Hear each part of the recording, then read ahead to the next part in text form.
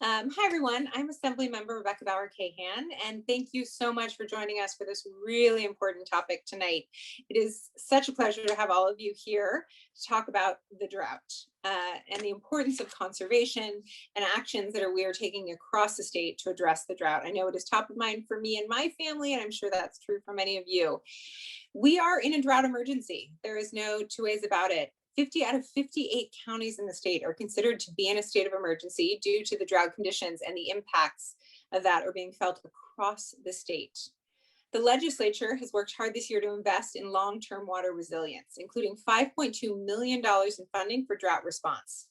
And that measure will support water and wastewater infrastructure, improve water supply security, and support wildlife and habitat restoration. We know that we have a role to play in ensuring that we are capturing what water we have, as well as keeping our water tables clean so they're accessible and usable to California.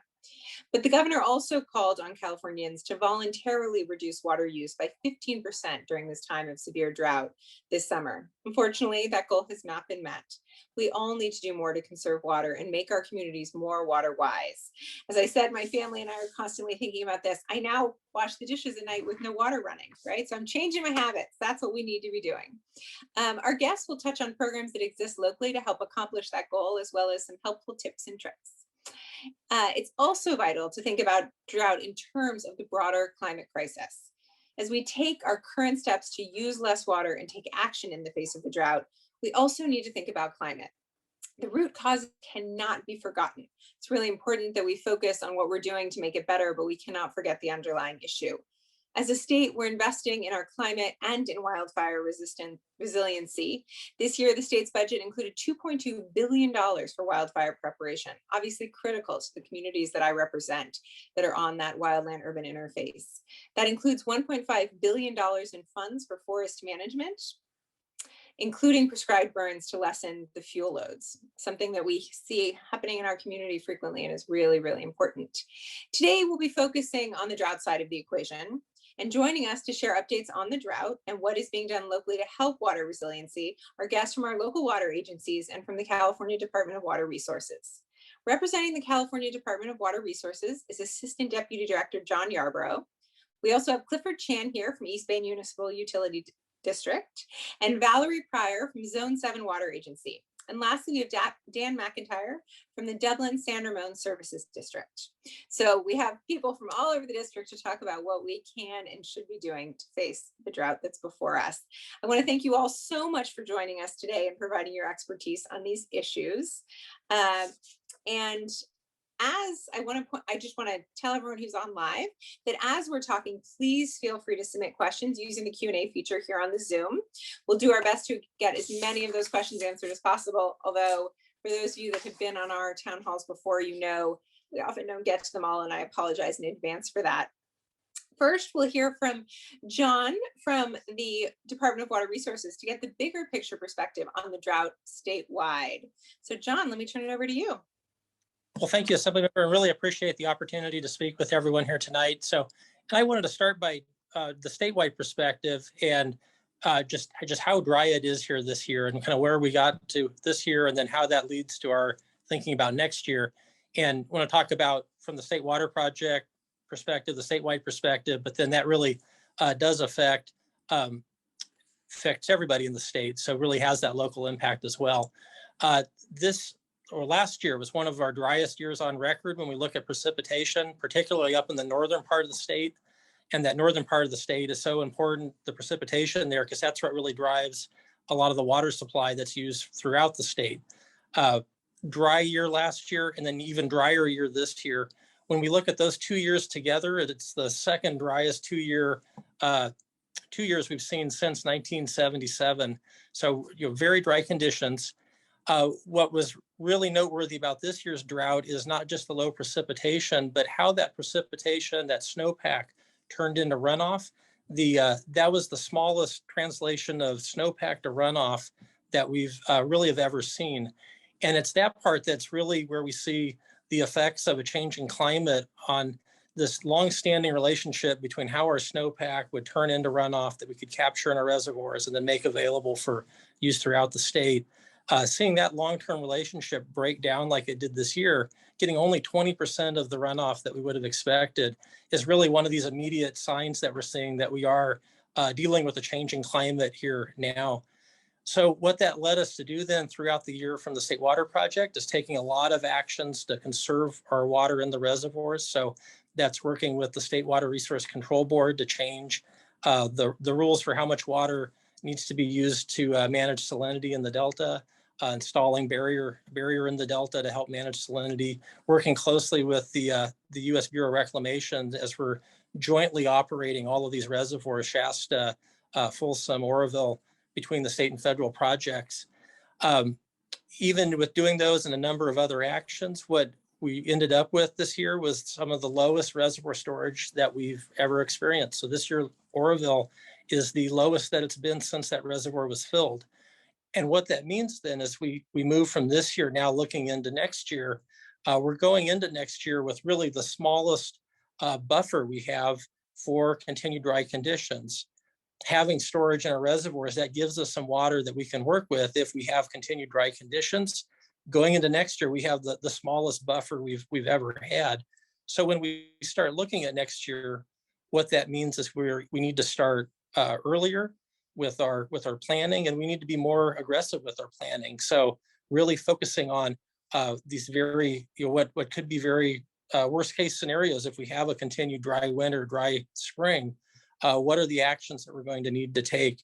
And so getting those understood and working with our customer agencies, with our partner agencies like the Bureau, to have a list of those actions we can take if we have continued dry years. And so being prepared for that worst case scenario.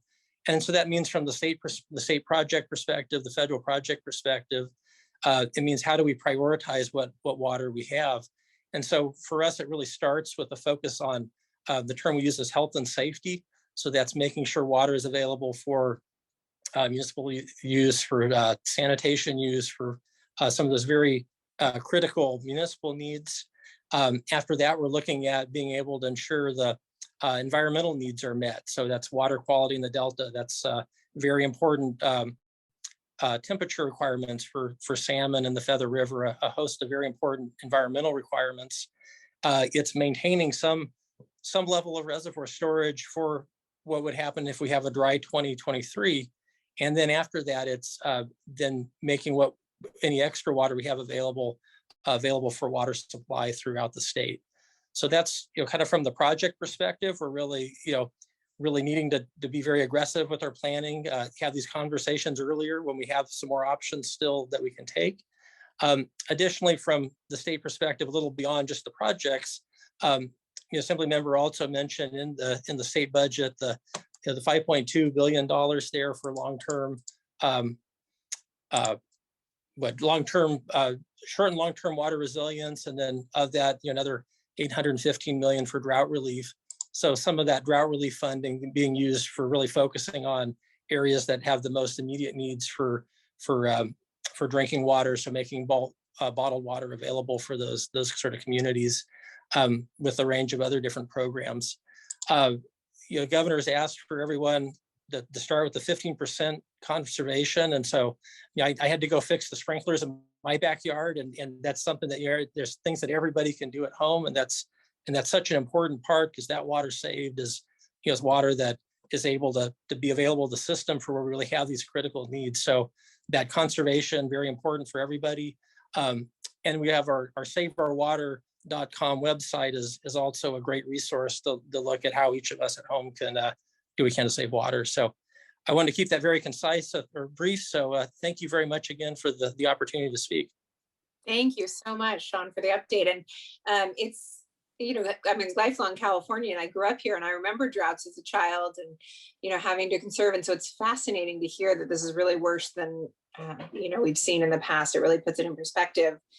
A question that our office has gotten is about Proposition 1 from 2014, the water bond money. Can you give us a bit of an update on the status of those funds and the projects that are being built? Sure. So a little bit of an update. So the Department of Water Resources, we manage about 500 million of the total, about $7.5 billion bond. And so through our integrated regional water management grant program, think last year we were able to award around 212 million for a variety of different projects that are really helping regions interconnect better. In addition to that, department is also supporting the California Water Commission as they're looking at different longer-term storage projects. So like the Los Vasqueros project is one of those examples. So we've been working with them to look at both the technical feasibility of those projects, but then also how would those projects integrate with the existing water infrastructure. So that's really been the department's role right now, is looking at how those pieces would fit together as an important part of moving those projects forward to eventual construction. Awesome. Well, we hope this get built as quickly as possible. They're really critical to the future of water in California. Sorry? Oh, I said absolutely. Yeah. So I know we have a role in that, and we will continue to play it. What do you predict for the upcoming season? Any predictions on whether things are going to get better or? Well, we don't know what next year will bring, and what we're hoping for is some nice precipitation and some great runoff. But what we do know is our reservoir, as that buffer is, we know it is as small as it's ever been. And so while there's a whole range of what kind of rain we could get, knowing that we have such a small buffer, it's leading us to need to really plan for what will happen if we have continued dry conditions. Yeah. Well, thank you for that. It's always good to be prepared for the worst, and we'll hope for the best. So it was drizzling. I was in LA for a press conference with the governor yesterday. It was drizzling, and I couldn't have been happier about the drizzle. So every bit of rain. Sprinkled on this morning walking into work, and I was very excited. Right. So we'll all continue to be happy when we feel that precipitation. Thank you so much for that update. I'm sure that the questions will come in that may be directed at you. So if you can hang around, that would be great. But next, we're going to hear from our local water agencies. We have some questions from community that are applicable to all of our local agencies. So we'll have each of them give you an update, and then we can ask some questions, and we will try to get to, again, those questions that if you have them, you can put in the Q&A function. So we'll start with Clifford Chan from East Bay Mud.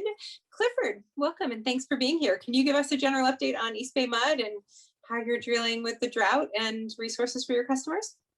Yeah, absolutely. And thank you, Assemblymember, for having us at this town hall meeting. And it's great to hear that you've taken action to save water at your house. And I think everybody's doing that. I'll just start quickly. East Bay Mud provides water service to 1.4 million customers in parts of Alameda and Contra Costa counties. And you heard just then from John how dry it's been. For East Bay Mud, it was the driest year on record in the East Bay and the second driest in our watershed in the Sierras. But we all know, we live in an area where droughts are common, and we know that climate change will only make it worse. So at East Bay Mud, we've spent decades planning and implementing programs to ensure water supply reliability during extended droughts. And that was part of our long-term water supply plan. So this year, while our water supply situation isn't great, it's also not terrible because of all that planning that we've done.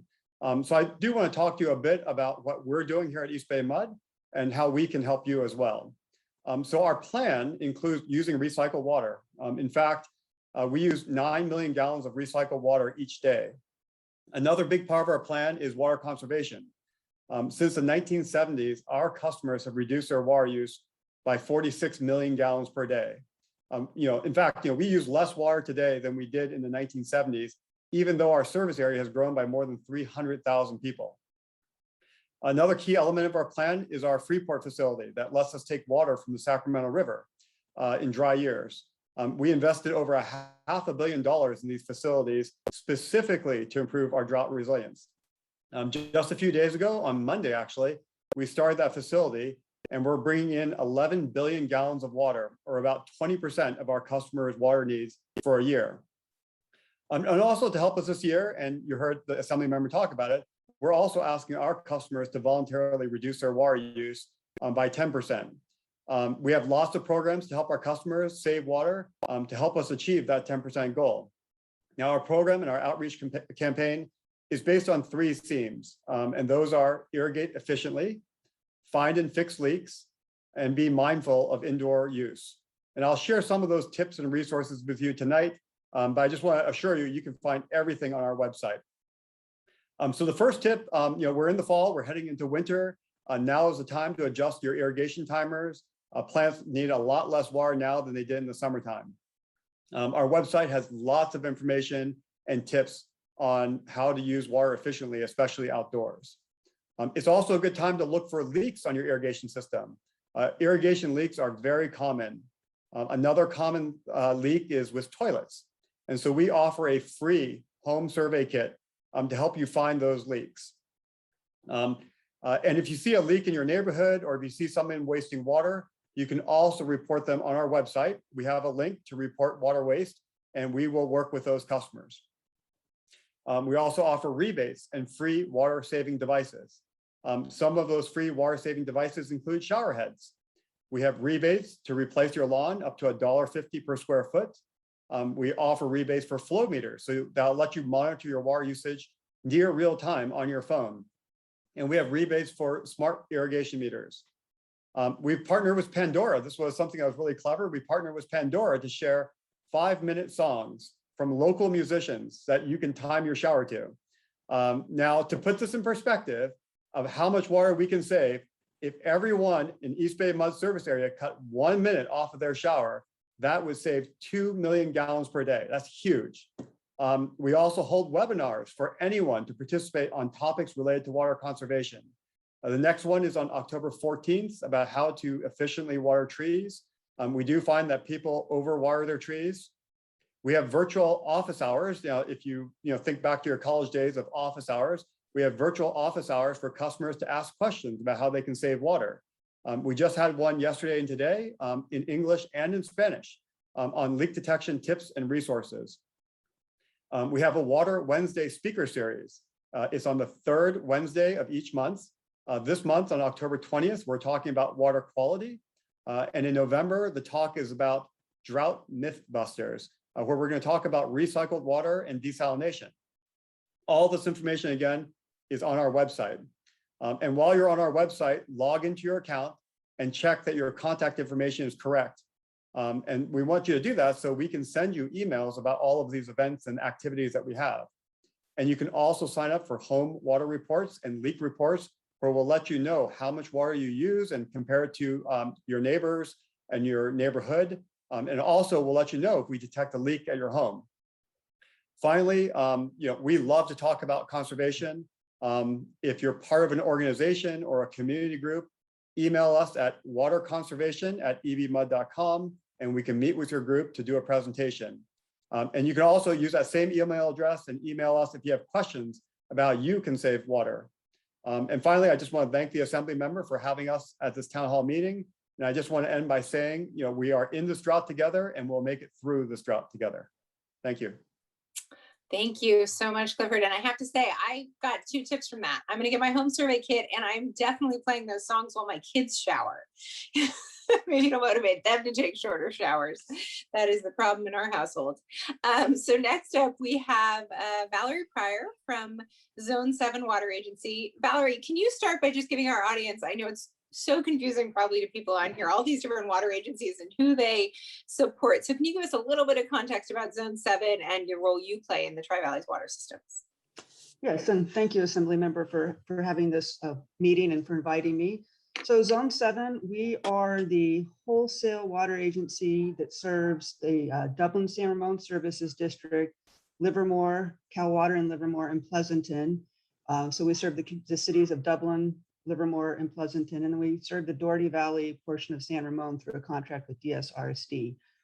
In addition to being the wholesaler to those retail agencies, we also serve about 15% of our water supplies or direct sales to agriculture. So next slide, please.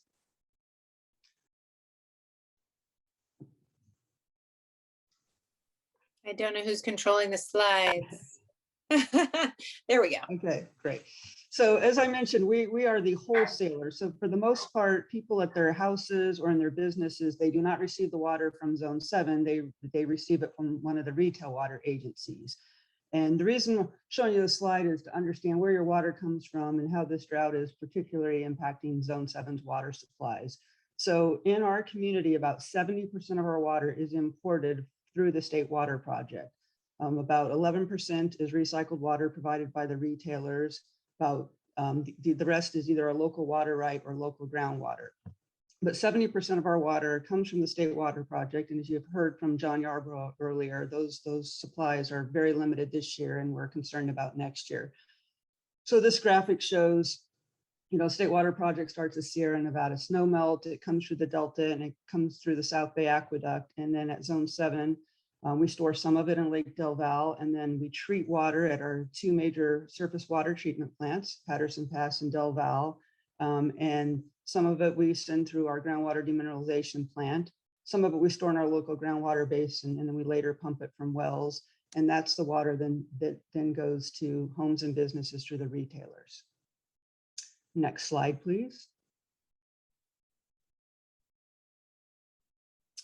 Okay, well, I can go without the slides. I can go without the slides, that's fine. So, water supplies are quite low. And so we have been at Zone 7, we have been messaging voluntary conservation. Okay, if we can get to the next slide. So our water supplies are low and we do need conservation. So we began messaging voluntary conservation in May with 10% voluntary conservation. And then after the governor executive order was for 15%, we started messaging 15% voluntary conservation. And we did that in collaboration with the retailers. And also like to point out, this is our drought alert dashboard that we're just now rolling out probably today or tomorrow. So this is hot off the press. But our Tri-Valley rainfall shortage is low. That's our local water. And for the Livermore Valley, we just ended the water year and it was our lowest on recorded history. So we went lower than the 76, 77 drought. So that's not good for our local water supplies. And then again, the drought alert showing Lake Oroville's at 23% of capacity. And then we have our drought alert showing how we're doing on conservation. So we've requested 15% conservation and we just got our September numbers and it was only 3%. So we are falling short of voluntary conservation. So based on this, the Zone 7 Board of Directors on September 1st declared a local drought emergency and is requesting requiring mandatory conservation of 15% from the retailers. And the retailers are implementing their own programs. I'm sure Dan McIntyre can tell you a little bit about that. So next slide, please. And the reason conservation is so important is because there will be times during the next year where we may be very dependent on just local water only. 70% of our supplies might not be available. So we really want to be able to conserve the groundwater we have stored in our local basin for as long as possible. And this slide shows typical water use in our area. And what I really want to highlight is that 60% of water use typically is outdoor watering, outdoor irrigation. So this is really where we want to focus our conservation efforts. So next slide, please. So here are some tips on how you can help protect our water supply. Cut down on outdoor water usage. Get tips from Wizard Waterwise Wendy at zone7water.com waterwise. So we've started Waterwise Wendy as an educational campaign to provide easy to do tips. Try implementing a new Waterwise tip each week. Tell your friends and neighbors, get your kids involved. Follow us on Facebook for news, tips, and rebate information, and take advantage of newly increased rebate amounts. And one thing I want to mention here is there are people that are water conservation experts. And if you're one of those experts, we thank you for that. And we want you to know this 15% target is not aimed at you. So we want the people that aren't as efficient as you to do some of the things that you've done, reduce their outdoor irrigation, fix their leaks, follow these tips. So we are not asking our water conservation experts to conserve an additional 15%, but we'd really like you to share your expertise and share these tips with your neighbors and friends so we can all get there together.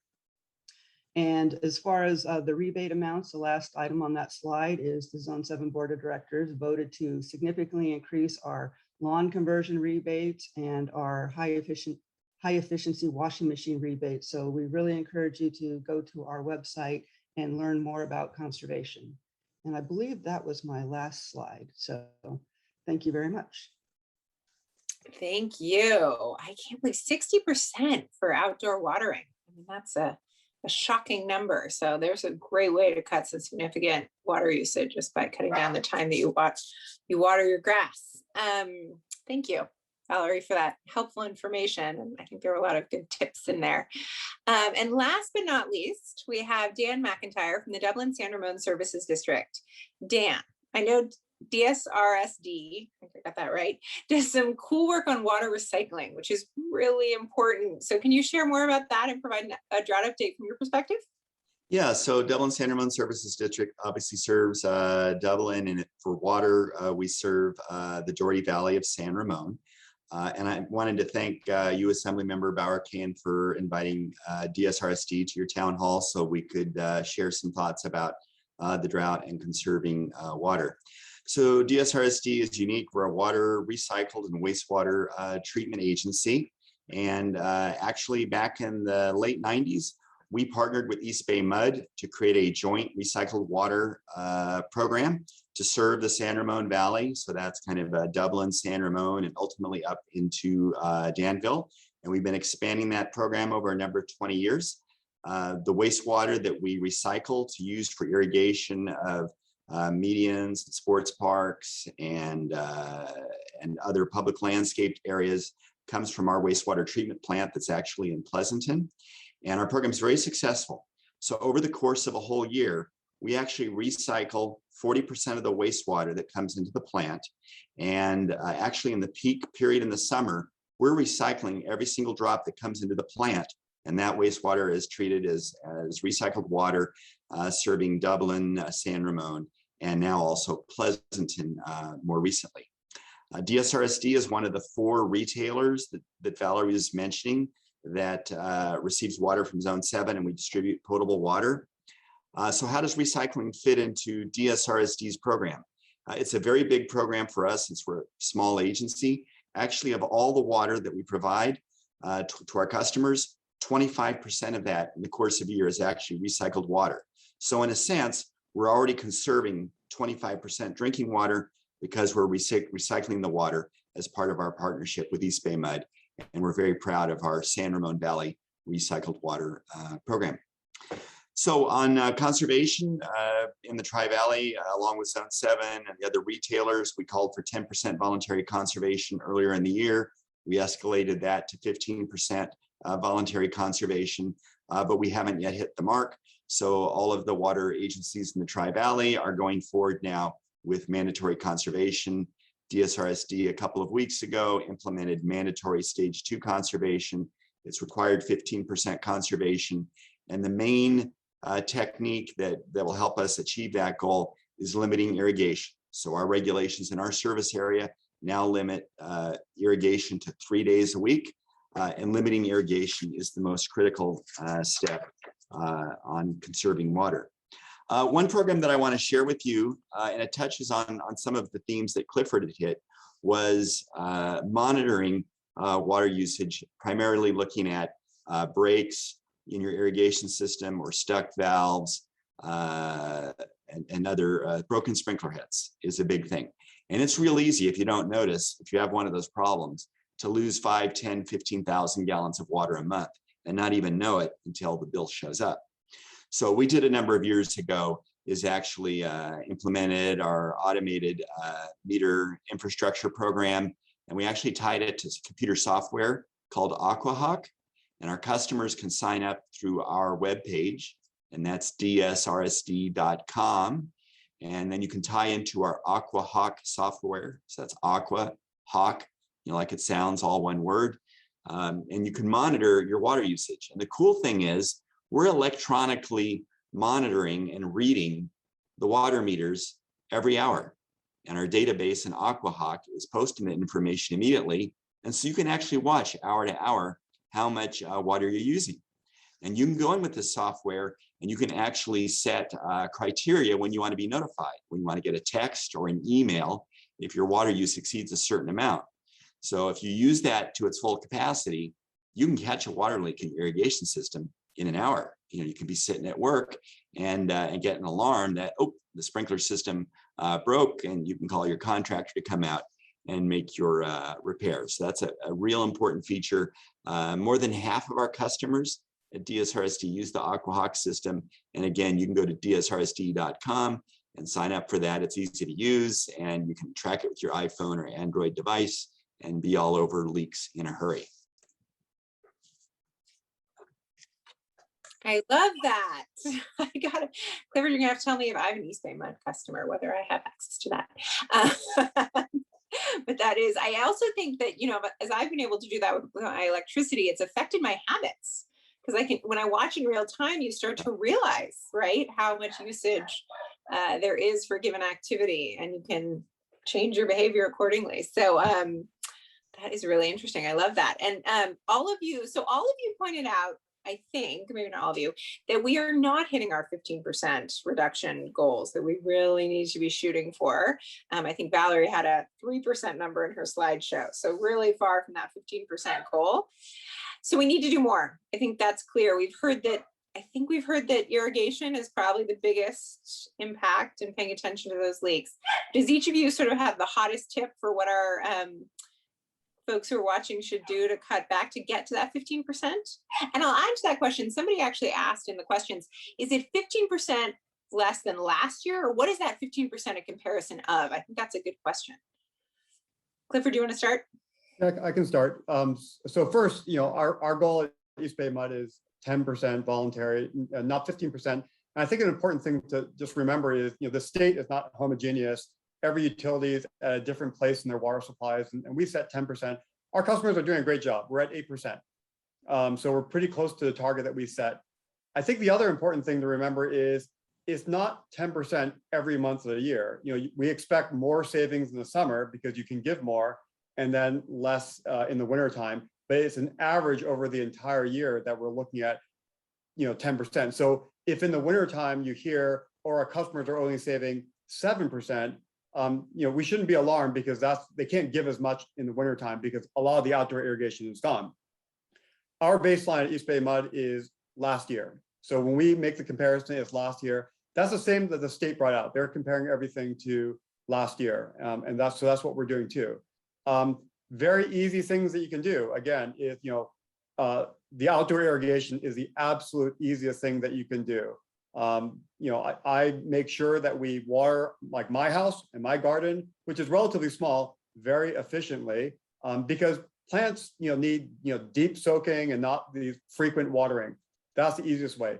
Other things you can do, full loads of dishes, full loads of laundry. Back in the 70s, 76, 77, you might remember when it's brown, flush it down. When it's yellow, let it mellow. Not a bad thing this year too. Very small things that you can do can save a lot of water. And I can't emphasize enough, a minute or two off of that shower makes a huge difference. Shower heads are about 2 to 2.5 gallons per minute. So it doesn't take much to reduce your water use. Yeah, with 5 people taking showers in my house, if I got everyone down a minute, that's a lot of water. So I know, Dan, you mentioned that DSRSD has asked folks to only irrigate 3 days a week. Is that right? I heard that right. So, and Livermore, I know, has also set limitations on when they'd like people to irrigate. Is that standard now, that there's sort of irrigation requests across communities? Yeah, in the Tri-Valley, all of the retailers have gone to 3 days a week, since we're all under a common regime, and we see with our warmer temperatures out here in the Tri-Valley, that's the best way to hit the mark. So we're all implementing a common standard with our different plans. Got it. And then, okay, so I loved AquaHawk. I loved how we use technology to impact us and our behavior. Can you talk about, this, I think, as I spoke about at the beginning, climate is changing, and drought, could be something we face more frequently moving forward. Although I just heard yesterday that some of the predictions are that in the long term, we might see more water, but I guess we've been surprised by how the climate crisis has impacted us thus far. I can imagine that will be true moving forward as well. But do you think there's what other promising technologies do we have on the horizon to help deal with this issue? We've gotten a lot of questions in the chat about desalination. So I don't know if, John, you want to weigh in on that. Is desalination a part of our future? What are we looking at? How are we going to address this in the future? Yeah, I could say, I guess from the statewide perspective, would see desalination as part of the puzzle, and that it really, as you look local area by local area, as was just said, each region is different. And so, in some places we're very far down in the state, San Diego or on the coast, which is far from some of the other projects that, things like desalination can make a lot of sense. So I'd say that that's an important part of a whole picture. The other parts are our, conveyance systems, it's groundwater, it's surface storage. It's really, you need all these parts working together. You can't just pick one area. You need the whole system to work together. Yeah. Anyone else have any technologies they think are coming that'll help this problem? Clifford, I see you unmuting. Yeah, I mean, I like John's answer as far as desalination. I think the things that we're looking at, there's more recycled water. I shared that we're doing 9 million gallons per day. Our goal is to get to 20 million gallons per day. I think other things that we're doing is groundwater. We're looking at in wet years, let's put some of that water in the ground so that in dry years that we can take it out. So we're working in San Joaquin County to look at banking some groundwater. And that's kind of the good things that we're doing to, get some more water. I would say there's some other cool things that we're doing here at East Bay Mud, just to make sure that our pipes ourselves aren't leaking throughout the system.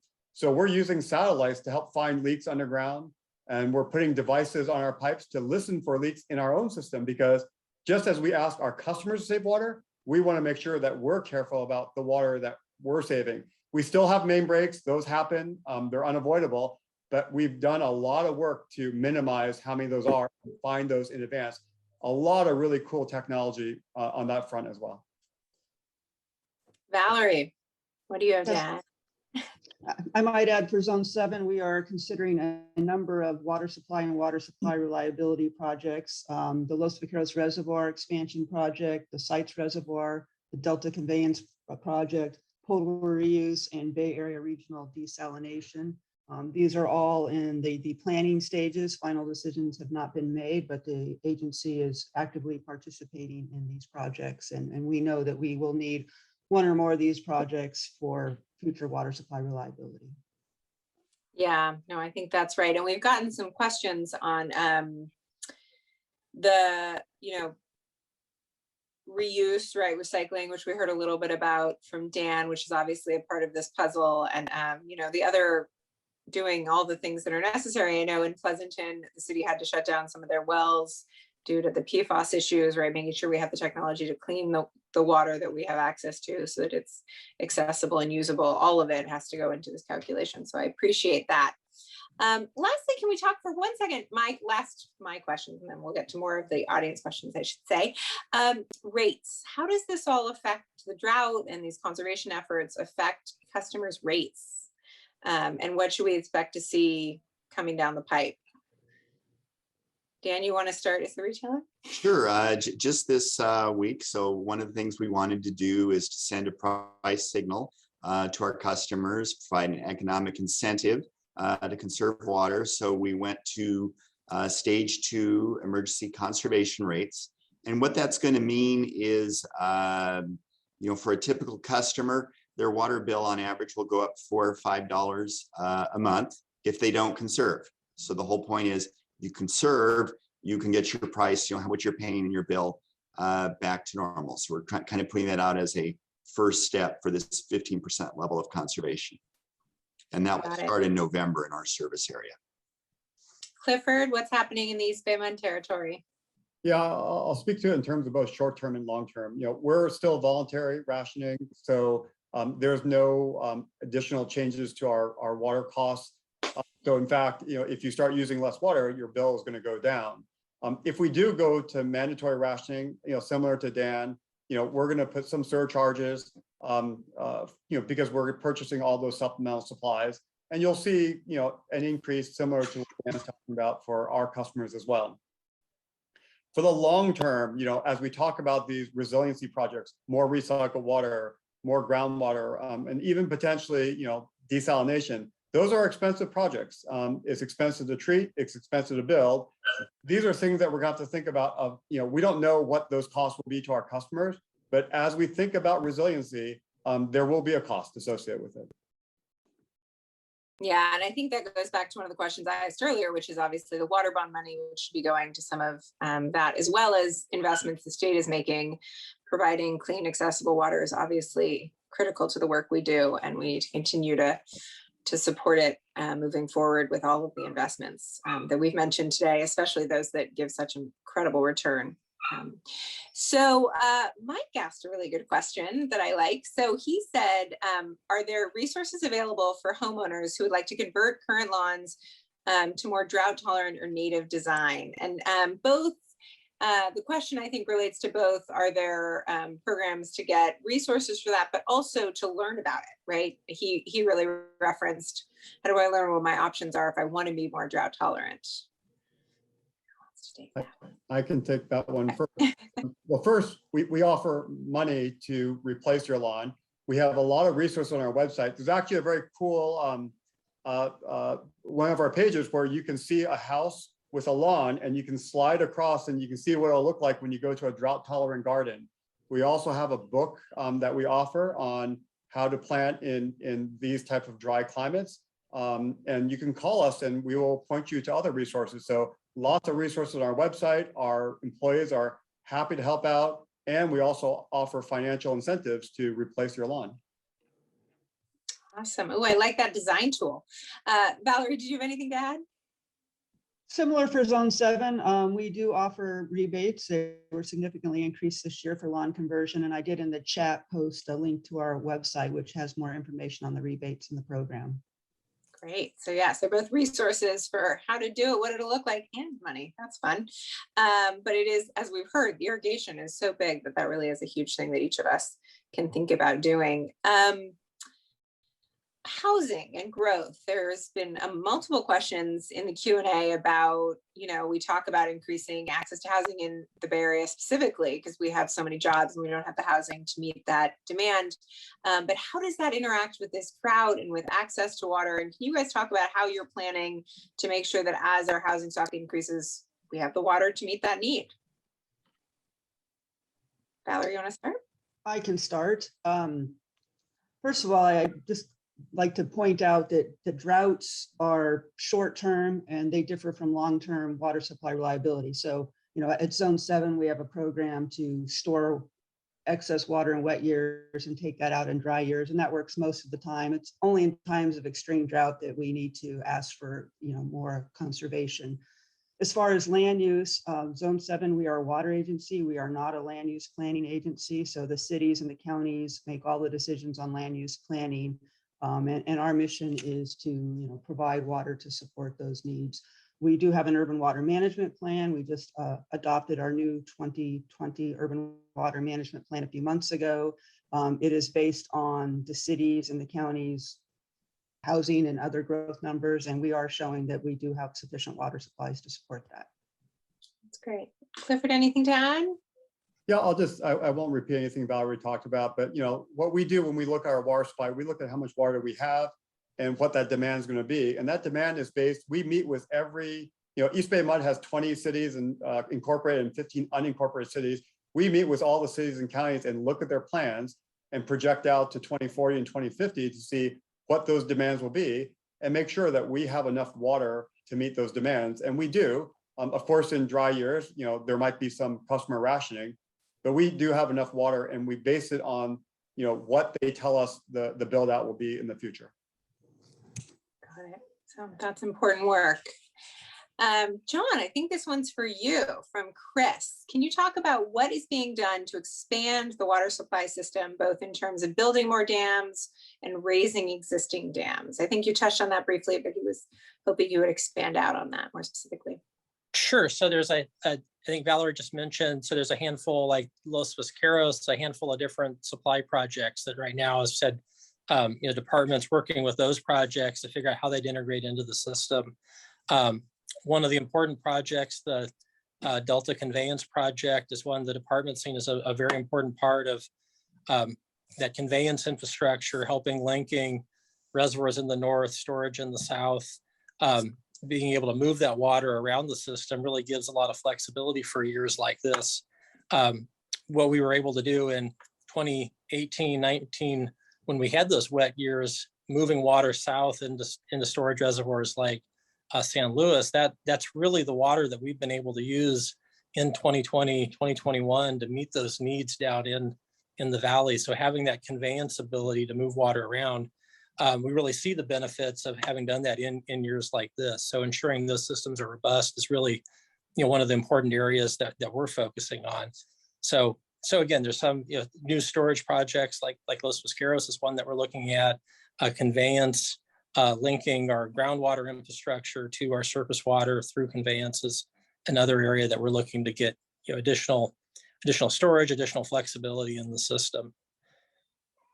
And I'd say the last part is, these are aging systems too. And so that's another, in addition to looking for new resources, it's been so critical to look at the existing resources and make sure that we're continuing to invest in those to make sure that the seismic needs, the long-term sustainabilities of existing resources that we're investing there, because we need everything functioning to keep getting the benefits that we've been enjoying so far. Yeah. Thank you. And one additional question for you was about whether state funding is going to potable reuse filtration systems. Is that something that we're investing in at the state level? Do you know? I don't know. That's an excellent question. And unfortunately, that's not one that I know the answer to off the top of my head. So that'd be a good one for me to talk with my colleagues, and then maybe we can email you on the side and you can get an answer. I know I'm interested to find out. Yeah, no, and we should look into that too. It's obviously an important part of how we get access to water. So here's another one from Joan touching on this question of people doing their own work at home to convert to be more water wise. So Joan asked, is there help with household rainwater storage? So I know actually one of my neighbors just put a system in that captures rainwater for irrigation, and also for gray water retrofit. So people want to make those changes to better use water. Is there assistance out there for that? Valerie, you want to? Those are not programs Zone 7 is currently involved in. Okay. Clifford, anything on that? Yep, we do offer information and some small rebates on gray water systems if you want to convert. The rain barrels, the reality is, we're focusing on projects that have larger regional benefits for East Bay mud. Rain barrels, I think, are nice for customers, but the reality is in our type of climate, a rain barrel doesn't offer as much benefit as people think. It's much better in the Midwest. We have a very distinct dry period and a very distinct wet period, and you can only store so much water to make a big enough difference.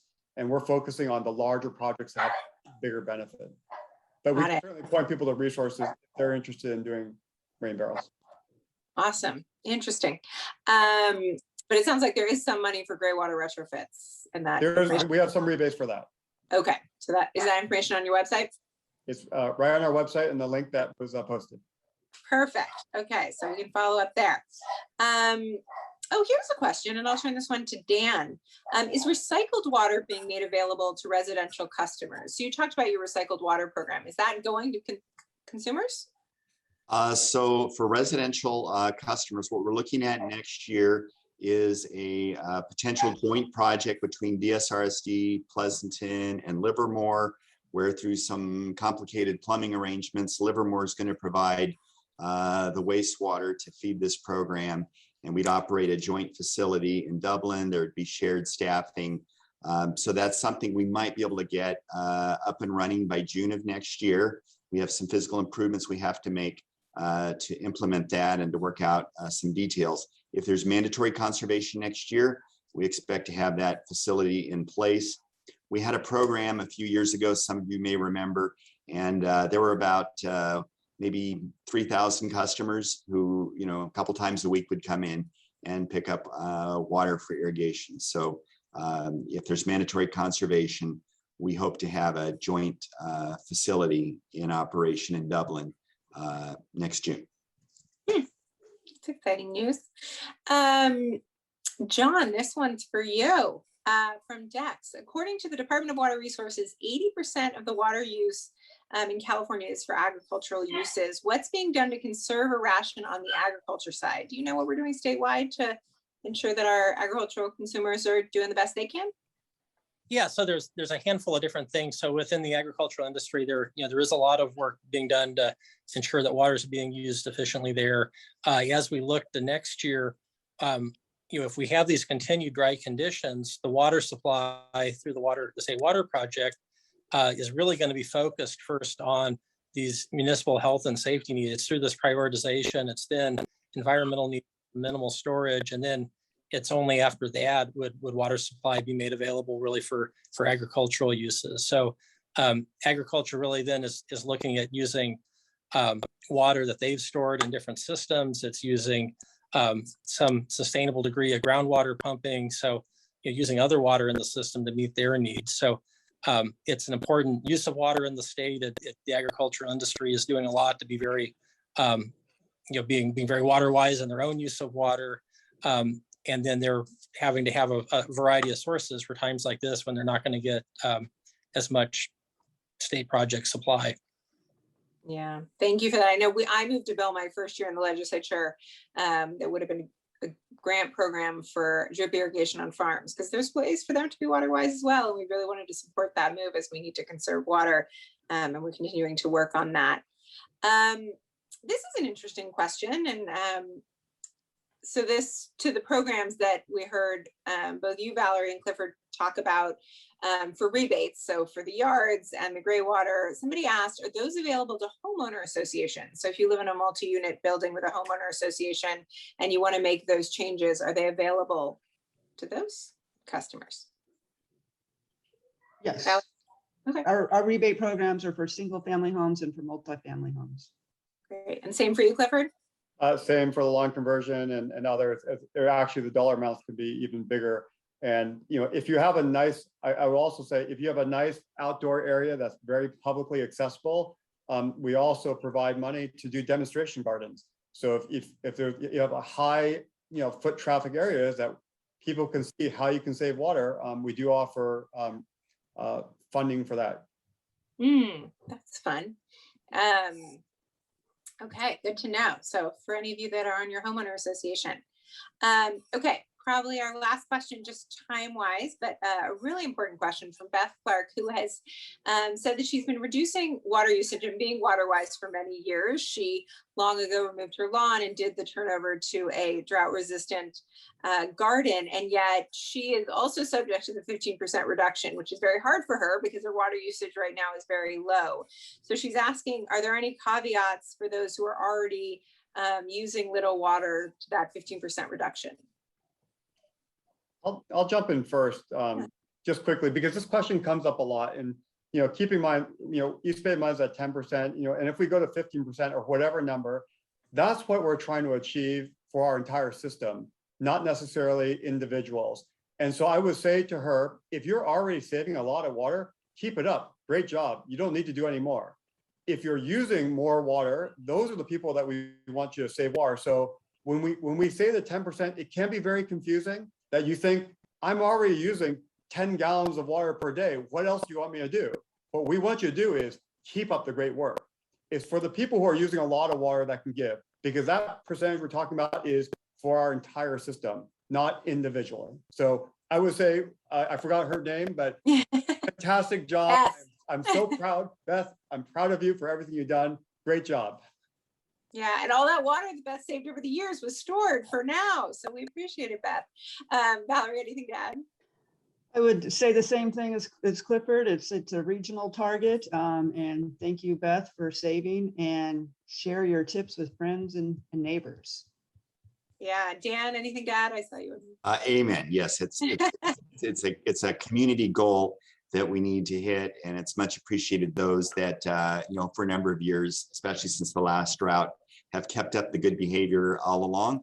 And I'm sure there'll be other people who are going to step up this time and exceed the target.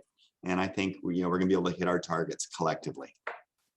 Awesome. Well, thank you. With that, okay, one more question, because these are such good questions, and I love how engaged everyone is on drought resiliency. So last question. So we just heard about Beth, who lives in Northern California, who's doing an incredible job of saving water.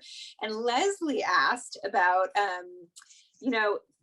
she said, John, you spoke about the connection between Northern California water and Southern California water, which all of us Californians very much understand. Can you talk about sort of what is statewide happening so that we know that Southern California is also mitigating their usage so that we're all in this together?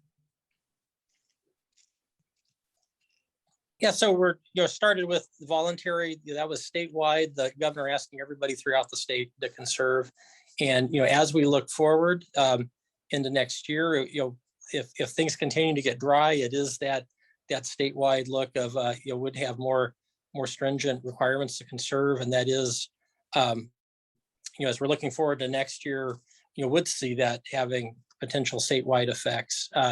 Each region is different, and Southern California has some water that they had stored during wet years like 18-19 that they've been using, but as they're planning for next year, they're looking at a very similar situation of really having very stressed supplies and are having their own needs to conserve.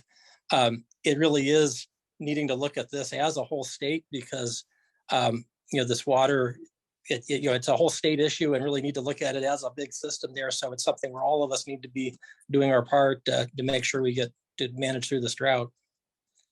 Yeah, thank you, John. And I know, so, I mean, thank you so much. And I am so proud of how we here in 8016 come together to take care of our community in every way, but also dealing with the drought and doing our part to be water wise and save water when we need to, which is right now. So you heard from a lot of our water agencies about incredible resources. So, and we put in the chat those websites. So please get connected to your local water agency, become an Aqua Hawk. I love that. And let's start conserving more water and sharing what you learn with others. I think that was such a good tip. I think we listen to our friends and family. So the more we can share what we've learned here today and what we're each doing, the better off we are.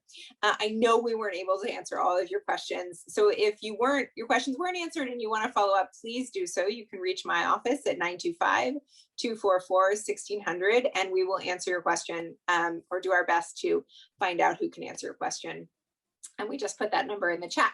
So again, thank you all for joining us, for everything you're doing to help us get through this drought and everything you do every day to provide clean water to each of our families. It really is life sustaining. And so your work is so important. And I want to thank each and every one of you for the work you do on that.